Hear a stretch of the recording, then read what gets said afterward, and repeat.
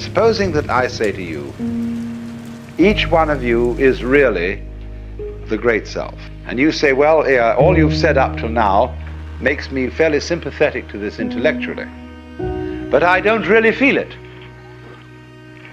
What must I do to feel it really? My answer to you is this. You ask me that question because you don't want to feel it really. You're frightened of it. And therefore what you're going to do is you're going to get a method of practice so that you can put it off. So that I can say, well, I can be a long time on the way getting this thing. And then maybe I'll be worthy of it after I have suffered enough. See, because we are brought up in a social scheme whereby we have to deserve what we get. And the price that one pays for all good things is suffering. But all of that is precisely postponement, because one is afraid here and now to see it.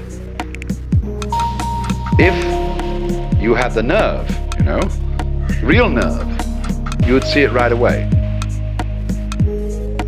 Only that would be when one feels you shouldn't have nerve like that. Why, that would be awful. That would be that wouldn't do at all. Because after all, I'm supposed to be poor little me. And I'm not really much of a muchness. And I'm playing the role of being poor little me. And therefore, in order to be something great, like a Buddha or a Jivan Mukta, one liberated in this life, I ought to suffer for it. So you can suffer for it. There are all kinds of ways invented for you to do this. And you can discipline yourself, and you can gain control of your mind, and you can do all sorts of extraordinary things. I mean, you can drink water in through your rectum and do the most fantastic things. But that's just like being able to run the 100 yards in 9 seconds, or any other kind of accomplishment you want to engage in. There's absolutely nothing to do with the realization of the self. The realization of the self fundamentally depends on coming off it. The sort of, when we say to people who put on some kind of an act and say, oh, come off it. And some people can come off it. They laugh and say they suddenly realize, they were making fools of themselves, and they laugh at themselves and they come off it. So in exactly the same way, the guru, the teacher, is trying to make you come off it.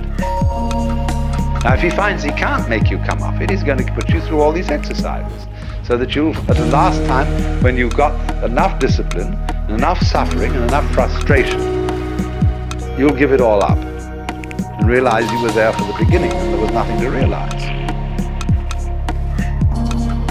So this tremendous schizophrenia in human beings of thinking that they are rider and horse,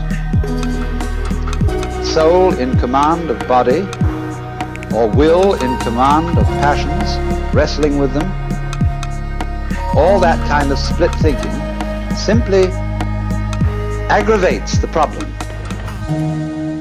And we get more and more split. And so we have all sorts of people engaged in an interior conflict.